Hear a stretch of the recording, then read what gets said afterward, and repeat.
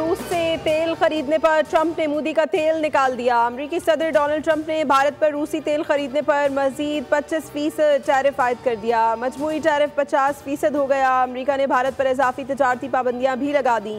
अमेरिकी सदर ट्रंप का एग्जीक्यूटिव ऑर्डर जारी। भारतीय मसनूआत पर इजाफी टैरिफ 21 दिन बाद लागू होगा। ट्रंप ने कहा, भारत को रूसी तेल खरीदने की कीमत चुकानी होगी। रूस से कुर्बत पर भारत को सजा दी जाएगी। भारत ने रूस से तेल की खरीदारी ना रोकी तो मजीद टैरिफ लगेगा। अमेरिका का रूसी मसनूआत पर पाबंदी का दायरा मजीद वसी। तेल की दरामद पर मुकम्मल पाबंदी। सदारती हुक्म में ट्रंप ने रूसी फेडरेशन की पॉलिसियों को अमेरिका के लिए खतरा करार दे दिया। व्हाइट हाउस के मुताबिक भारत अब भी रूस से बराह रास्त या बिलवास्ता तेल दरामद कर रहा है।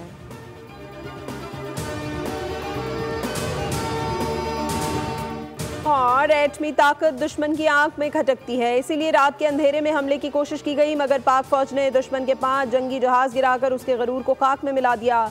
गवर्नर सिंध कामरान टिसूरी का गवर्नर हाउस में मौलका हक जश्न आज़ादी की पुरवकार तकरीब से खिताब।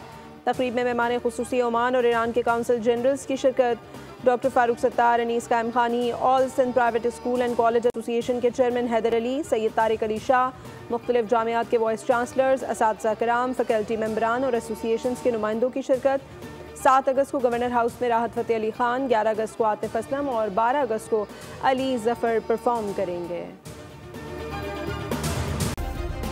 सब्सक्राइब करें और बेल दबाएं ताकि कोई खबर रह न जाए।